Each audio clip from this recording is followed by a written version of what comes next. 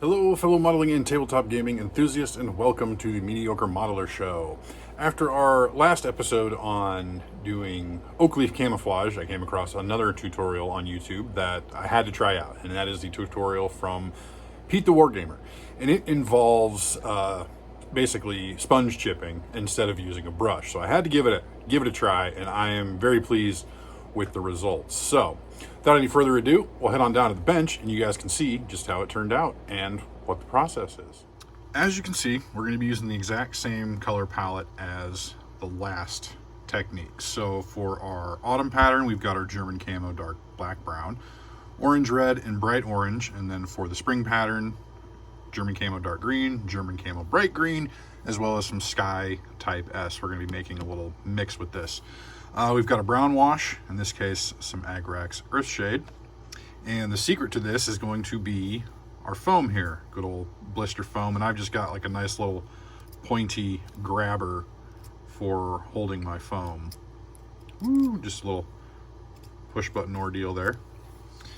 So I've already gone ahead and put the German camo medium brown on all of the areas that we're going to do in our camo pattern, so our cloak as well as the helmet covers. So we will go ahead and get started with this shortly. Okay, so first things first, I'm going to start by tearing just a little piece of foam off of this. I've got a fairly thin piece here. I'm just going to go ahead and tear off a good little chunk of that.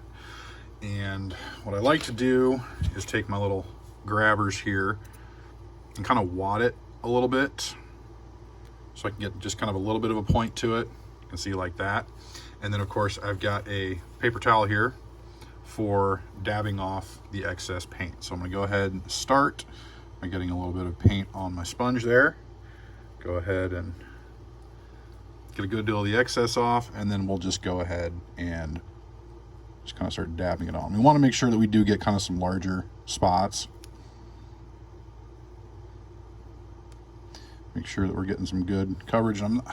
I like the randomness of the pattern, but I feel like I'm not getting big enough splotches as I would particularly like. And trying to get into some of those smaller spots is a little bit more difficult, but just do as best you can and we'll go from there. You definitely get a much more random pattern, a lot easier than trying to apply it with a brush.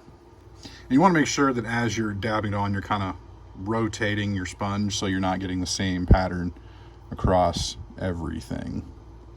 You definitely want it to be, you know, as random as you can get it, which is hard to do, admittedly. You know, that's one of the difficult things with camouflage, is trying to maintain a consistent pattern, even across a single model, is a bit of a challenge, much less an entire squad.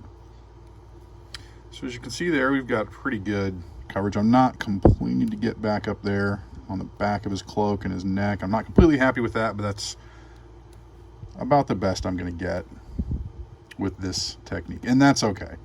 That's certainly nothing to get terribly upset over. So then we'll just go ahead and move on to our next individual here. Follow the same process. Again, we kind of want to get some larger patches on there. And ideally you should, you can kind of see those demarcations, those lines down the middle of the helmet for separate pieces of fabric. Ideally those should be, broken up, but that's, again, a little tougher to do than say. And of course here it's again difficult to get in there on that collar, which is I really would prefer to get in there if I could, but it's not quite so easy with this particular method. And we can find some workarounds to that. Find a way to get into some of those tighter spots here. Make sure we're getting pretty good coverage there. And again, we'll come back to this one a little bit just to kind of take a look at some of the ways we can get those smaller bits. And then our final of the trio that will actually round out the minimum squad I need for these guys. So that'll be all right.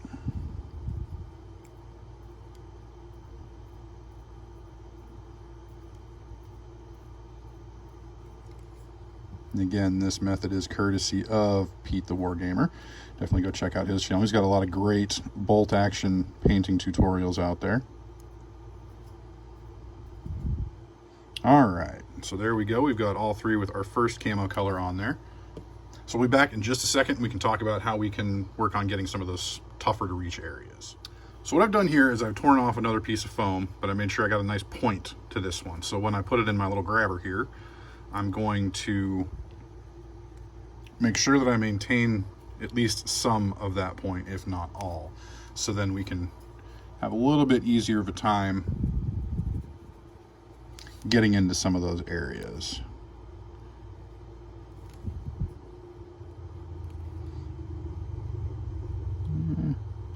Not perfect, but you know what is in the painting world. Trying to get into this little spot here, definitely a little challenging. Yeah, scratch a little bit of the primer. That's okay. That's going to get painted over anyway. So then we'll go back in on our next guy. Again, some of those tougher to reach spots. Make sure we're getting some of that collar around there.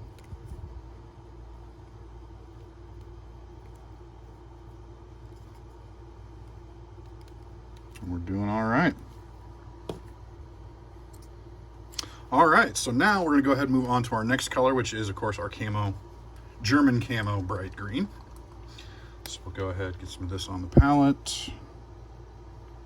And I didn't realize that I actually kind of goofed here, because I've done everyone with the German camo dark green. So this is just going to be the spring pattern tutorial. But again, it's the same process, just using the autumn colors.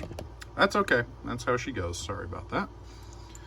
I'll be sure to add a few more into the rest of the squad that have all of them. So what you're going to do here, again, same technique. You're just going to take your paint on your sponge, get a little bit off, and then just kind of focus kind of in on those areas where we've got our German camo dark green. And it's definitely going to get us a much more random pattern, both inside and outside of the splotches essentially we've already put down. I think this definitely gives a much more random effect.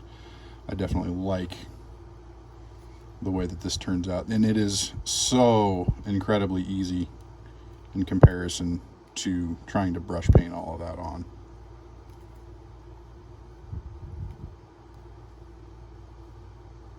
And so essentially in 2 easy steps, for the most part, there's still plenty more to do. We've got our spring oak leaf pattern camouflage. So we'll go ahead and finish up the rest of the squad here.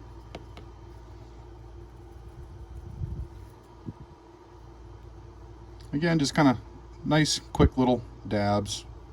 Just get a little bit of paint in there, on there. Again, you can follow that same tip and technique to try and get some of those tighter to reach spots, you know, around the arms or up on the collar of his tunic, jacket, whatever you'd like to call it.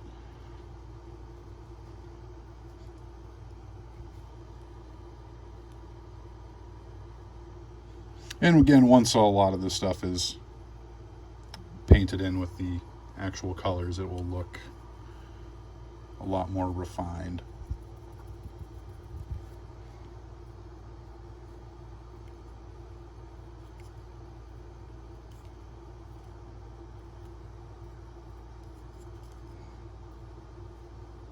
Sponge chipping is definitely one of my preferred methods for weathering, especially with vehicles and armored infantry. It definitely does a great job of helping you get that much more random pattern.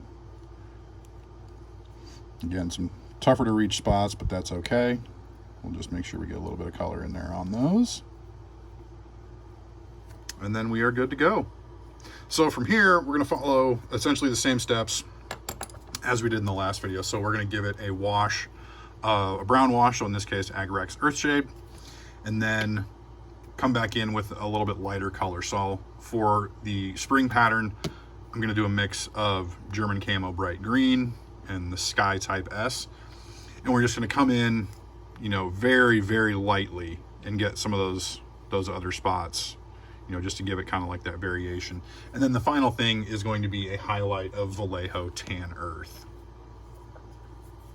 just to kind of pick out some of the spots that don't have camo on them. But as you can see here, a quick, easy, and, you know, fairly decent way to do your oak leaf camouflage. And here you can see just a couple pictures of the finished autumn pattern that I worked up. And these, of course, have gone just a little bit further. As you can see, that was a pretty simple process to follow, not very complicated whatsoever. So definitely probably going to be my go-to method for doing my oak leaf camouflage going forward. It was just so easy to do. Doing it with the brush, yeah, you have a little bit more control. You can get some of those more harder to reach spots, but overall usage of time, definitely the sponge method is definitely the way to go. So again, pretty easy to do, so don't be afraid to give it a try. It should have pretty good results, especially in 28 millimeter. Now, if you're doing 35th scale, 48 scale, that might be a little bit different, but if you're doing it in that scale, you've probably already got a pretty good grip on how to do that kind of stuff. So thank you folks for watching. If you feel so inclined, please like, comment, and subscribe. So until next time, may your paints be thin, your brushes be pointy, and your dice be hot.